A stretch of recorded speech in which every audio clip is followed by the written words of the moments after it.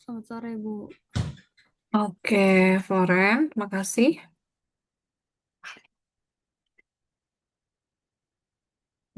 Jadi sedikit ya yang hadir ya. Oke, nggak apa-apa karena sudah mulai sore, jadi saya rekam saja. Nanti yang nggak datang mungkin boleh lihat rekamannya aja ya. Oke, masih berfokus dengan mata kuliah kita ya, keamanan penjamin keamanan penjaminan informasi. Ya.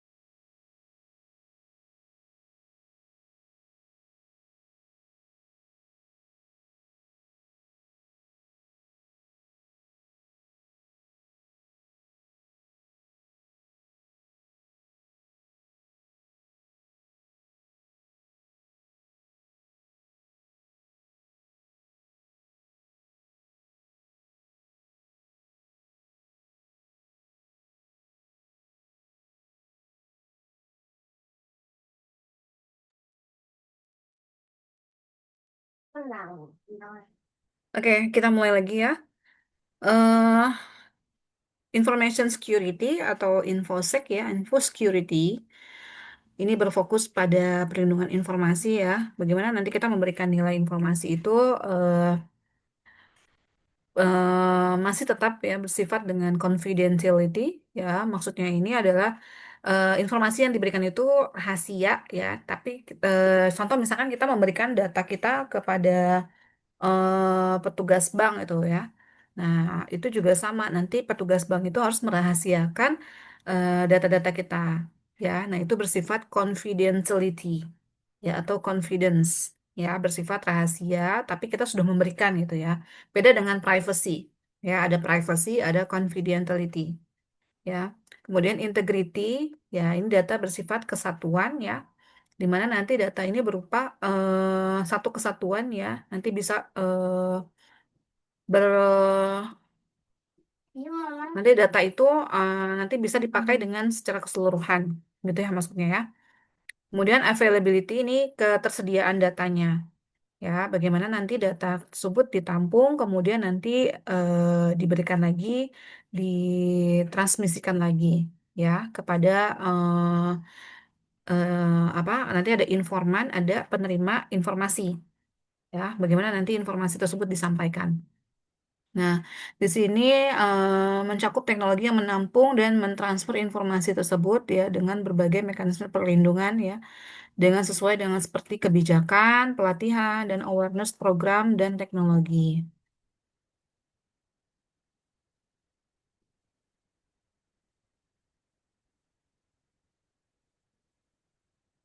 Nah, ini ada komponen keamanan informasi ya. Nah, ini ya. Menurut kalian apa sih informasi itu? Ya, apa saja ini ya komponennya? Nah, ini komponen dalam proses keamanan informasi. Ya, bagaimana informasi tersebut bisa tersalurkan secara aman ya. Kemudian ada kebijakannya dari governance pemerintah ya. Ya contoh kayak kita mau memberikan informasi ya, kayak menyiarkan sesuatu yang kayak konten-konten sekarang kan pasti banyak ya, live live gitu ya. Nah, itu kan pasti di bawah Undang-Undang Perlindungan ada yang di bawah Undang-Undang Komisi Penyiaran, biasanya itu berupa di apa channel-channel TV ya biasanya ya.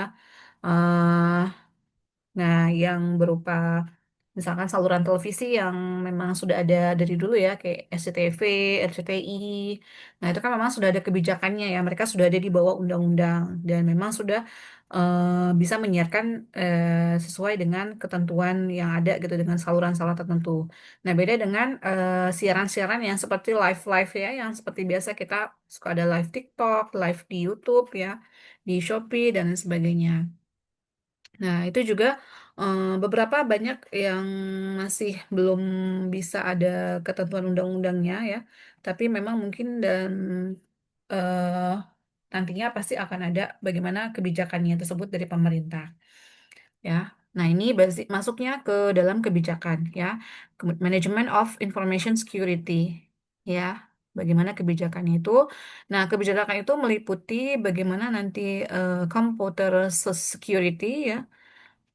Bagaimana nanti eh, keamanan dalam penggunaan prosesnya ya. Nah, ini karena kan komputer ini berarti kan dia memproses datanya ya. Misalkan dia membuat video, kemudian kan nanti kan di-showin ya.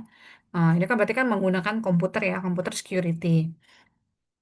Kemudian data security ya, datanya nanti diamankan maksudnya tempat penyimpanannya ya misalkan database gitu ya yang tidak rentan kena virus yang tidak rentan kena hack ya atau yang tidak rentan kena dengan hacker cracker gitu ya. Nah, itu data security. Bagaimana kita menyimpan data tersebut secara aman.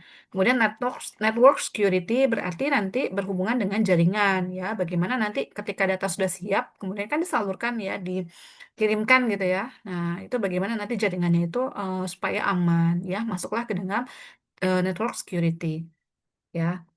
Kemudian dengan tiga komponen juga sama confidentiality tadi ya. Bagaimana nanti sifatnya datanya rahasia integrity, integritas ya atau kesatuan dan availability kemudian ini masuknya ke kesediaan datanya ya. Nah, masuk kita ke keamanan dan manajemen resiko ya, manajemen resiko. Nah, gini di sini pengelolaan terhadap keamanan dapat dilihat dari sisi pengelolaan resiko ya. Resikonya nanti ketika dia dalam penyampaian data, bagaimana nanti datanya ini aman atau enggak, atau harus ada resikonya. Ya, benar. Bagaimana memanage resiko ini? Ya, manage resiko berarti kan kita udah tahu duluan nih, wah, sudah ter terprediksi dulu nih. Kira-kira nanti datanya loss. Lossnya itu apakah nanti tiba-tiba ada yang nyerang, ya, hilang, ada yang juga mungkin diambil, ya, atau juga yang diacak-acak gitu datanya. Ya, itu namanya masuknya ke risk management atau manajemen risiko. Nah, dalam mempelajarinya ini, menurut Laurie Brown ya, dalam lecture notes for use with cryptography and network security by William Stelling ya. Nah, ini menyarankan penggunaan risk management model untuk menghadapi ancaman ya. Jadi kita harus tahu nih rule-nya nih. Ya, gimana manage manage buat menghadapi resiko kehilangan data ya. Pokoknya menghadapi ancaman-ancaman ya dalam keamanan data ini ya. Nah, ini masuknya ini ke dalam tiga komponen ya. eh yang pertama adalah aset, ya. Bagaimana nanti kita menjaga aset ya, supaya nanti melihat kegagalan-kegagalan atau melihat resikonya itu apa saja yang dialami dalam komponen aset, ya. Kemudian vulnerabilities dan threats. Ya, aset ini tadi kan sudah ya, tadi kita udah jelaskan yang pertama ini, aset itu adalah hardware, software, dokumentasi, data, komunikasi, lingkungan, dan manusia. Ya, jadi yang berhubungan dengan apa ya asetnya gitu loh. Ya kalau hardware kan berarti berhubungan dengan apa infrastrukturnya. Kalau di perusahaan berarti kan berupa perangkat-perangkat komputernya, kemudian perangkat yang berhubungan dengan jaringan, semualah itu masuk dengan hardware. Ya kategori hardware, software, ya perangkat lunak, dokumentasi, ya data. Nah itu kan juga sama ya data. Misalkan kayak gini, penjualan. Nah, kita kan sudah tahu nih data penjualan yang beli-beli siapa-siapa aja ya. Misalkan kita sebagai perusahaan yang menjual produk gitu ya. Nah, berarti kita punya data dong, punya data siapa yang paling sering beli, siapa yang paling sering pesan gitu. Kemudian barang apa yang paling sering laku di pasarannya. Nah, itu kan masuk ke dalam data. Nah, komunikasi berarti bagaimana proses penyampaian informasinya itu, yaitu melalui komunikasi. Nah, asetnya itu kan juga sama ya, itu berupa komunikasi. Nah, biasanya pakai media. Ya itu juga sama media, aset, sebuah aset. Lingkungan juga sama, ya sebuah aset juga. Kemudian manusia berarti kan orangnya, ya manusia ini kan biasakan orangnya itu bisa, dia jago programmer atau dia itu pandai buat menganalisa sistem, yaitu sistem analis atau database administrator. Nah itu juga sama, itu aset, ya aset dari perusahaan. Nah kemudian yang vulnerabilities. Ancaman dulu ya. Ancaman ini berarti bisa datang ya, bisa datang dari pemakai atau user, teroris, accidents, kecelakaan, crackers. Nah, tadi ini cracker ini orang yang ngacak-ngacak data ya, ngacak-ngacak sistem kita misalkan ya. Kemudian penjahat kriminal ya, nasib emang act of God itu maksudnya ya memang udah takdirnya ya. Kemudian intel luar negeri. Nah, ini juga sebuah ancaman ya. Kemudian vulnerabilities ini kelemahan, ya. Misalkan ada software bugs, ya, memang kesalahan dari softwarenya, ya, atau ada yang mesti diperbaiki atau diganti ulang, gitu ya. Dan hardware bugs juga sama, misalkan ada yang perlu diganti, diupdate, diupgrade, ya, dan lain sebagainya. Kemudian radiasi, radiasi ini bisa dari layar, transmisi, ya.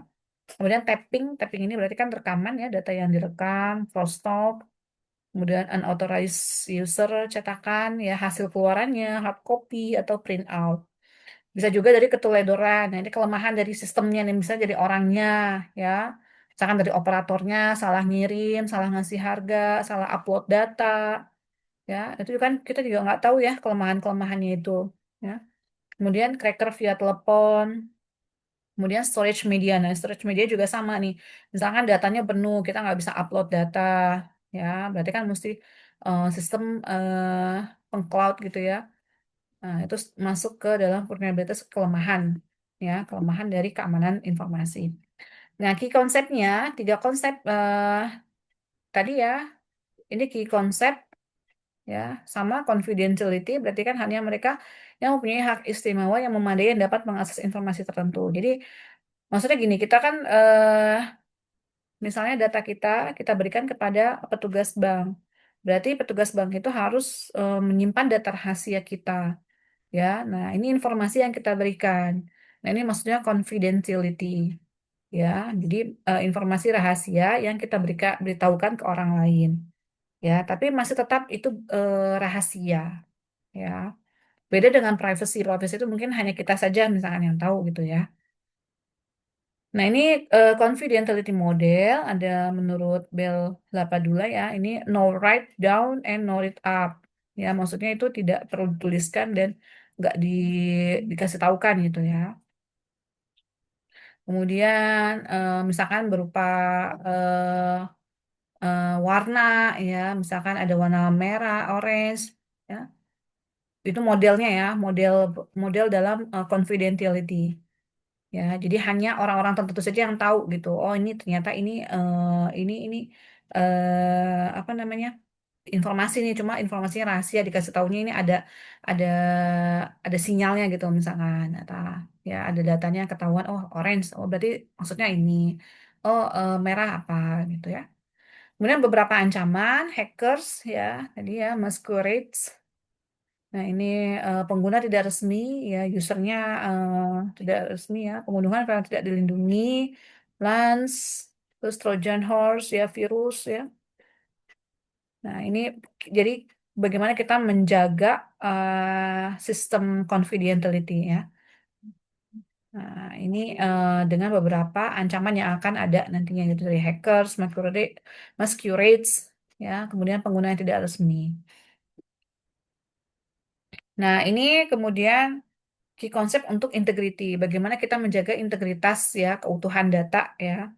Nah, integritas ini adalah kualitas atau keadaan menjadi utuh, lengkap dan tidak rusak. Ya, maksudnya datanya itu memang tidak dicampur-campur, tidak rusak, jadi utuh gitu ya. Kesatuan dalam kesatuan data yang utuh. Nah, integrity model, nah bagaimana caranya kita menjaga integritas data? Berarti ada integrity model, ya. Ada model dengan BIBA atau watermark, ya. Nah, ini biasanya kan kalau kita punya tulisan, ada punya data yang kita tuliskan, yang kemudian kita upload ke web gitu. Nah, kita pengen supaya itu masih dalam bentuk data asli kita. Nah, kita buatkan dalam bentuk watermark.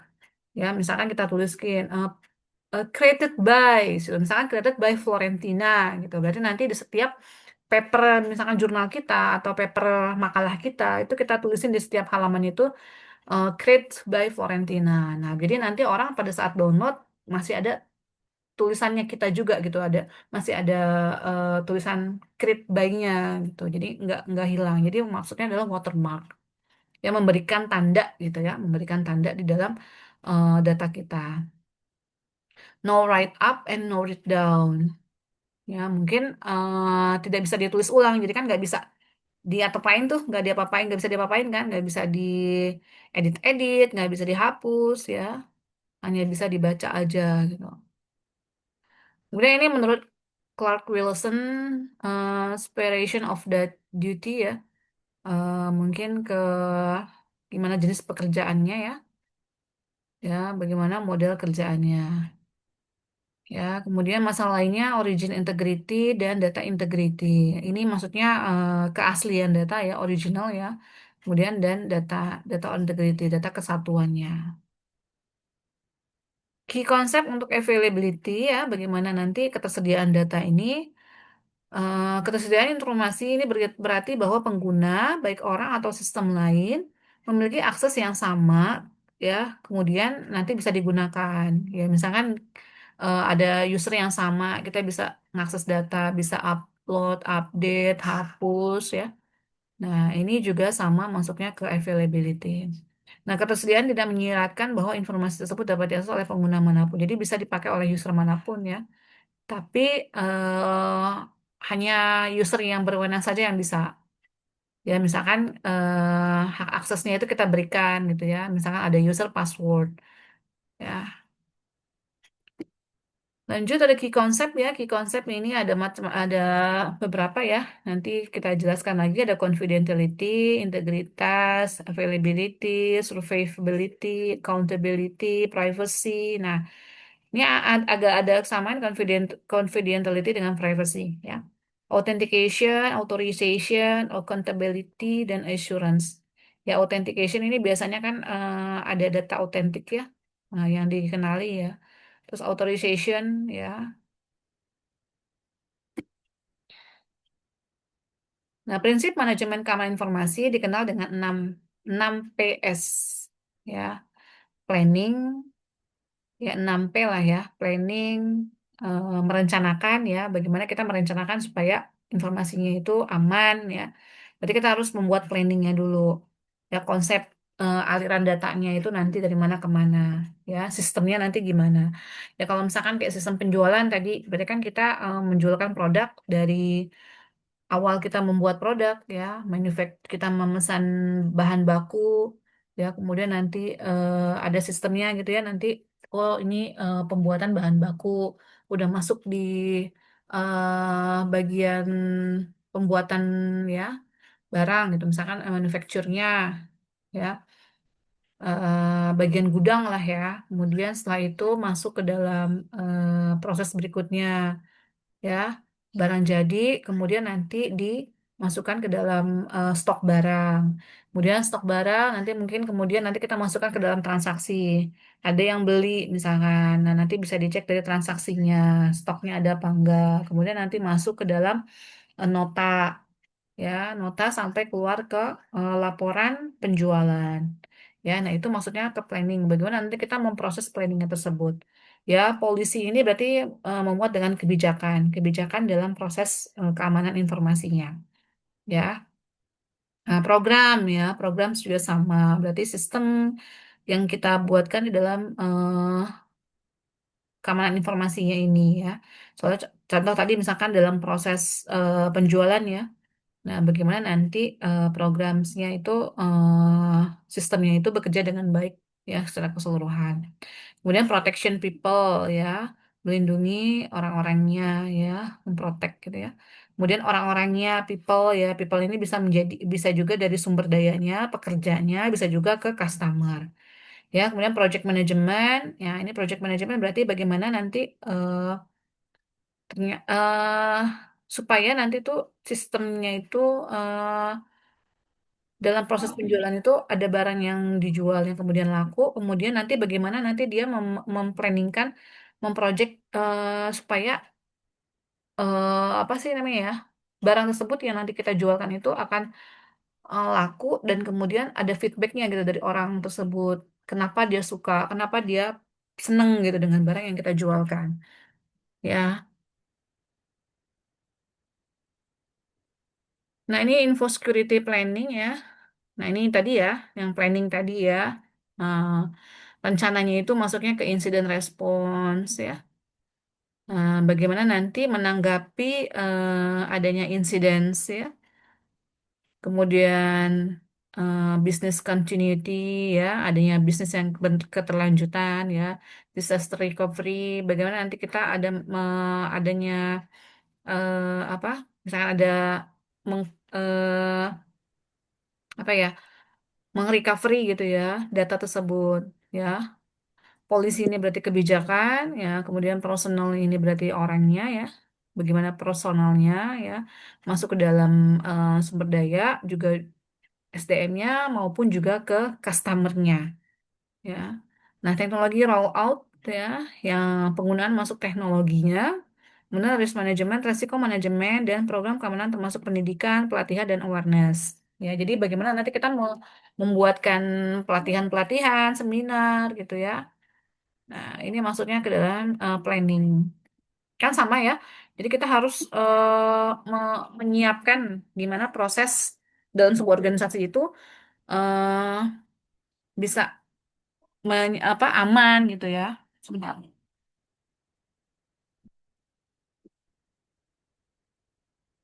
ya. Kita waktunya tinggal 5 menit lagi.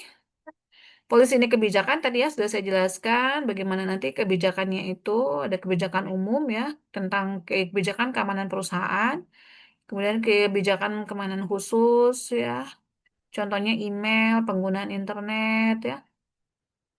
Nah, ini ya. Kemudian kebijakan khusus sistem. Nah, ini untuk kontrol akses ya, access control. Nah, ini untuk perangkatnya misalkan ya. Kemudian program, nah ini dia program yang tadi ya sudah jelaskan. Programnya adalah operasi yang dikelola sebagai entitas tertentu dalam domain keamanan informasi. Contoh, program pelatihan dan kesadaran pendidikan keamanan, ya. Atau program lain yang mungkin muncul termasuk program keamanan fisik ya, lengkap dengan API ya, sistem API ya. Ini buat aplikasi ya biasanya ya, akses fisik, gerbang, penjaga dan sebagainya. Protection juga sama ya. Ini berarti bagaimana melindungi ya, masuk ke dalam manajemen risiko. Nah, kegiatannya ini misalkan penilaian dan pengendalian risiko. Nah, mekanisme teknologi dan alat perlindungan ya. Nah, sistem keamanan kontrolnya. People tadi ya, orang-orang yang berkaitan dengan informasi ya ini bisa juga tadi ya, yang saya bilang ya human firewall. Nah, atau juga bisa juga tadi customernya ya, orang yang menerima informasi tersebut ya. Nah, di sini maksudnya ini dalam internal perusahaan nih, sangat penting bahwa manajer terus-menerus mengakui peran penting yang dimainkan orang, mengenali peran penting yang dimainkan orang, termasuk personal keamanan informasi dan keamanan personel. Nah, project management tadi manajemen manajemen proyek ya. Nah, ini harus hadir di seluruh elemen program keamanan informasi. Kemudian involves libatkan apa saja nih yang harus dilibatkan, yaitu mengidentifikasikan dan mengendalikan sumber daya yang diterapkan pada proyek. Kemudian mengukur kemajuan dan menyesuaikannya sesuai kebutuhan menuju pencapaian tujuan.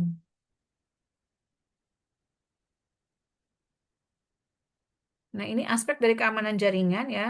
Eh, Menurut Garfinkel, nih dalam Practical Unix dan Internet Security, mengemukakan bahwa keamanan komputer ini melingkupi empat aspek ya, yaitu privacy, integrity, authentication, dan availability.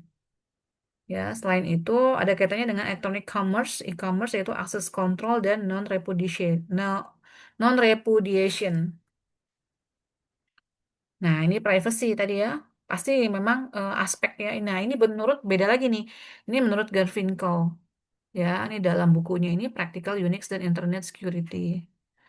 Nah, dalam memprotek keamanan komputer ya, itu meliputi empat aspek: privacy, integrity, authentication, dan availability. Beda tadi kan kita cuma tiga ya. Sebelumnya yang menurut Willing Stelling ya, Willing Stelling apa yang nggak salah ya. Nah, itu ada tiga saja: privacy, integrity, dan availability. Authentication-nya nggak masuk. Nah, ini beda dan menurut Garfinkel ya ini ada empat ya. Authentication masuk. Ya, nah privacy atau confidentiality ini juga sama ya. Nah, kalau dia pakainya privacy, ya ini privacy. Nah, kalau tadi ya sebelumnya confidentiality, ya sama ya. Ini menjaga informasi dari orang yang tidak berhak mengakses. Ya, privacy lebih ke arah data-data yang sifatnya privat, sedangkan confidentiality berhubungan dengan data yang diberikan ke pihak lain untuk keperluan tertentu. Ya, kayak tadi yang saya bilang contohnya, misalkan kita memberikan data kepada petugas bank. Ya, nah ini 1 menit lagi ya waktunya ya, jadi sama lah ya. Nanti ini kalian bisa baca integrity ya. Berarti aspek ini menekankan informasi tidak boleh diubah tanpa seizin pemilik informasinya. Ya, kemudian authentication ya dan availability. Ya, bedanya tadi itu ada authentication. Oke, ini saja nanti karena waktunya sudah mau habis, nanti bisa kalian baca teruskan lagi nanti ya. eh Kemudian sampai ke scanner ini ya. Ini adalah masuknya ke istilah-istilah keamanan informasi ya. Ada hacking, hacker, cracker ini orangnya, hackernya itu adalah orangnya ya. Terus denial of service, DOS ya. Ini kita mau menjadi suatu IP address, kita masukin ke dalam IP address tersebut